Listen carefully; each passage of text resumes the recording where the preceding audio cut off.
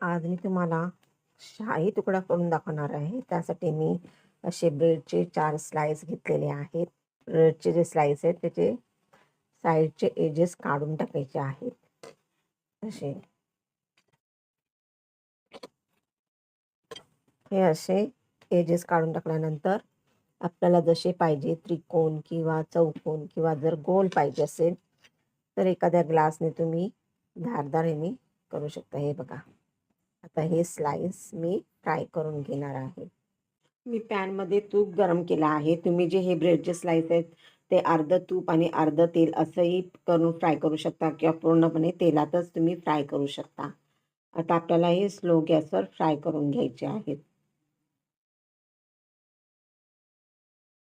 Bread चांगला दोन्ही बाजूनी गोल्डन ब्राऊन करायचा आहे आणि मग त्याच्यामधलं तूप नितळून काढून मग ते बाजूला ठेवायचे आहेत.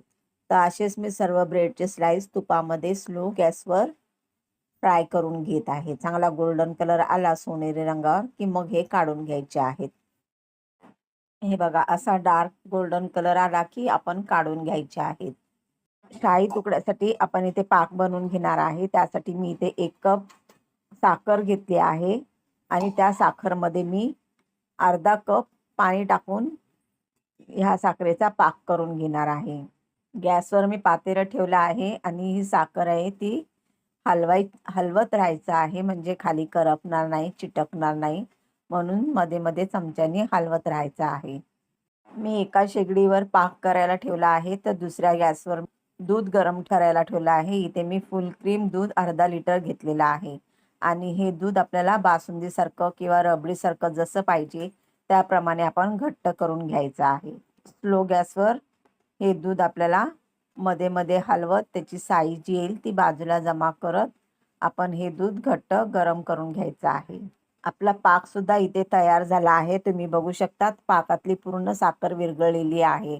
आपल्याला हा फक्त हलका एक तार बनेल इतकाच हा पाक शिजवायचा आहे. जास्त घट्ट करायचा नाहीये. हा पाक आहे तो आपल्याला पातळच ठेवायचा आहे.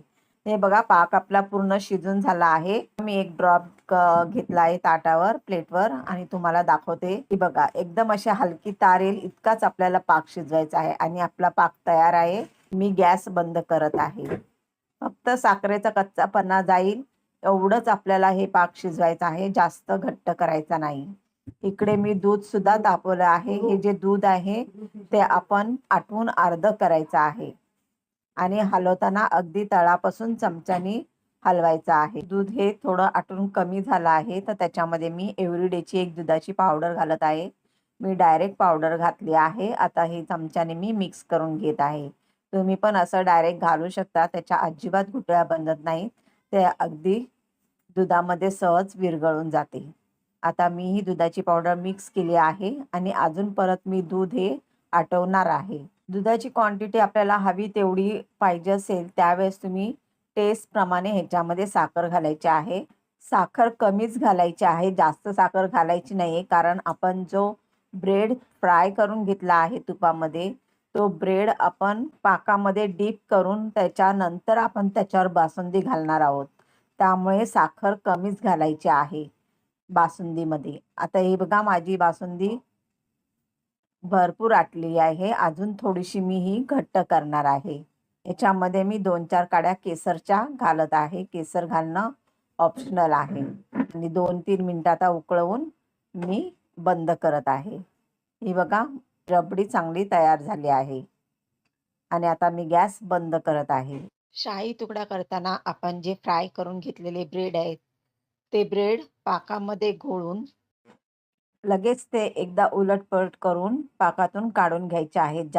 जास्त गुलाबजाम सारखे ते पाकामध्ये मुरवत ठेवायचे नाहीत, नाहीतर त्यामुळे ब्रेड पण नरम होईल आणि अतिशय ते गोड होतील. असेच हे मी सर्व पाकामध्ये घोळून एकदा लगेच काढून घेत आहे. आपलं पाक, बासुंदी आणि ब्रेड सुद्धा फ्राय करून झालेले आहेत आणि हे जे मी पाकातून घेतलेले स्लाइस आहेत ते मी एका प्लेटमध्ये मांडून घेतले आहेत. आता त्यावर आपण बासुंदी करून घेतली होती ती बासुंदी याच्यावर घालायची आहे. ही रेसिपी आहे. ही रेसिपीमध्ये तुम्ही पाक, बासुंदी आणि ब्रेड जर स्लाइस हे फ्राय करून ठेवले तर तुम्ही 2-3 दिवसही खाऊ शकता. म्हणजे ज्यावेळेस खायची आहे त्याच वेळेस तुम्ही ती करून खावा.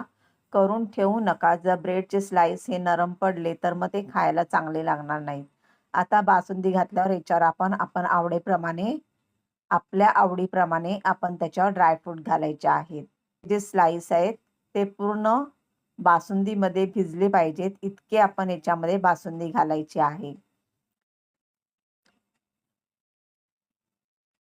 ही रेसिपी करायला सोपी आहे, वेळसुद्धा जास्त लागत नाहीये आणि टेस्टला खूप छान लागते. फक्त एवढंच लक्षात ठेवा, की पाक खूप घट्ट करायचा नाहीये आणि बासुंदी ही कमीच गोड करायची आहे.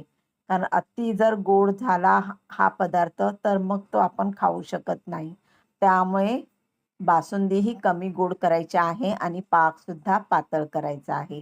हा पदार्थ खूपच छान लागतो खायला. बघा मी ड्रायफ्रूटने सजवलेला आहे आणि ब्रेड पण जास्त भिजवायचा नाहीये, थोडा क्रंचीच ठेवायचा आहे म्हणजे खायला टेस्टी लागतो.